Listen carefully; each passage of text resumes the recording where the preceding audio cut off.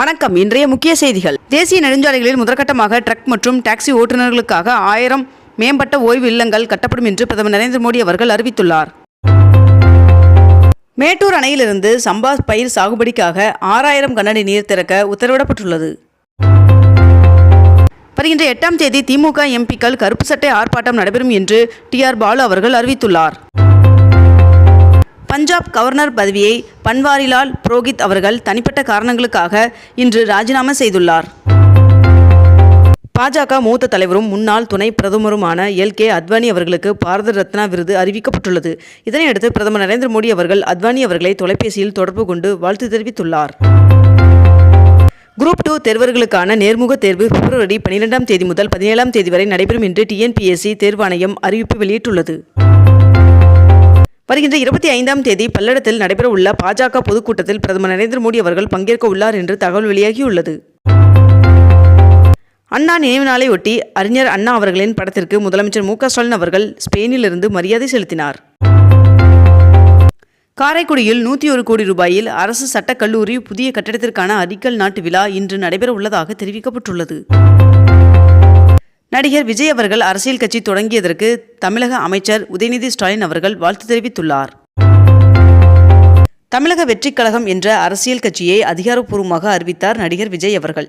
மேலும் 2024ஆம் ஆண்டிற்கான பொதுத் தேர்தலில் போட்டியிடவில்லை என்றும் 2026ஆம் ஆண்டிற்கான சட்டமன்ற தேர்தலே இலக்கு என்றும் நடிகரும் தமிழக வெற்றிக் கழக தலைவருமான விஜய் அவர்கள் தெரிவித்துள்ளார். 2 நாள் அரசுமுறை பயணமாக பிரதமர் நரேந்திர மோடி அவர்கள் இன்று அசாம் மாநிலத்திற்கு செல்கிறார். மேலும் இங்கு 11,000 கோடி மதிப்பிலான திட்டங்களை தொடங்கி வைக்க உள்ளார் என்றும் தகவல் வெளியாகியுள்ளது. சென்னை காமராஜர் சாலையில் அமைந்துள்ள அண்ணா சதுக்கத்தில் புனரமைப்பு பணிகள் நடைபெறுவதன் காரணமாக இன்று நடைபெறவுள்ள பேரறிஞர் அண்ணா அவர்களின் 55வது நினைவு நாள் முன்னிட்டு பேரறிஞர் அண்ணா மற்றும் புரட்சித் தலைவர் எம்.ஜி.ஆர். ஆகியோரின் நினைவிடத்திற்கு இடையே அமைந்துள்ள பகுதியில் பேரறிஞர் அண்ணா அவர்களின் திருவுருவப்படம் வைக்கப்பட்டுள்ளது என்று தெரிவிக்கப்பட்டுள்ளது.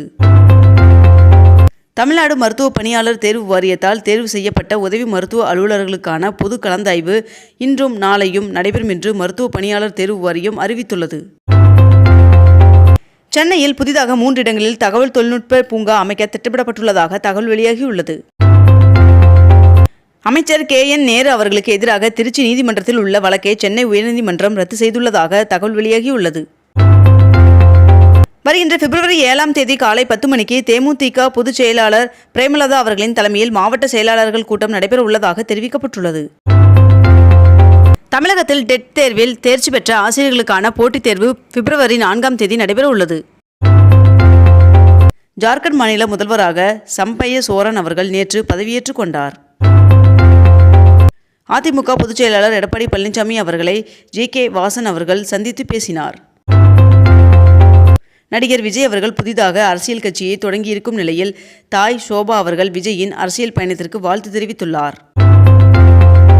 அரிசி விலை உயர்வை கட்டுப்படுத்துவதற்காக நடவடிக்கைகளை தமிழக அரசு மேற்கொள்ள வேண்டும் என்று பாமக நிறுவனர் ராமதாஸ் அவர்கள் வலியுறுத்தியுள்ளார். இன்று சென்னையில் கல்வி உதவித்தொகை திட்டத்திற்கான தேர்வு நடைபெற உள்ளதன் காரணமாக சென்னையில் உள்ள பள்ளிகளுக்கு இன்று விடுமுறை அறிவிக்கப்பட்டுள்ளது.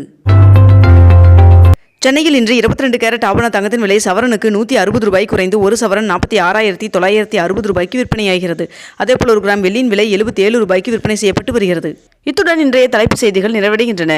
மேலும் இதுபோன்ற அண்மை தகவல்களை உடனுக்குடன் தெரிந்து கொள்ள அக்னிபூ சேனலை சப்ஸ்கிரைப் செய்து கொண்டு தொடர்ந்து இணைந்திருங்கள். நன்றி, வணக்கம்.